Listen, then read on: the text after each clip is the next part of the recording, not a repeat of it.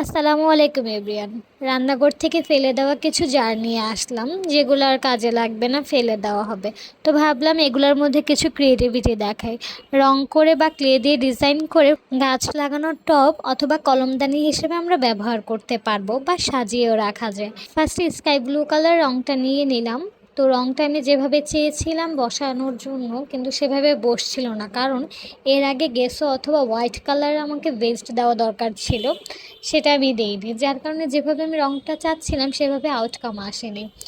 তাও চেষ্টা করছি যদি রংটা বসে। এখন কিছু মেঘ এঁকে নিব এবং হলুদ কালারের ফুল আঁকবো, যেটা ফুটে উঠবে। তারপর হলুদ কালার ফুল আঁকার পর দেখলাম দেখতে এরকম লাগছে, কিন্তু এটার আরেকটু ফিনিশিং দেওয়া দরকার, মানে একটু হাইলাইট করা দরকার।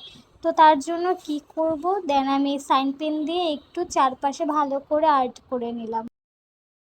This is the final look. আপনাদের কেমন লেগেছে অবশ্যই জানাবেন। থ্যাংক ইউ সবাইকে।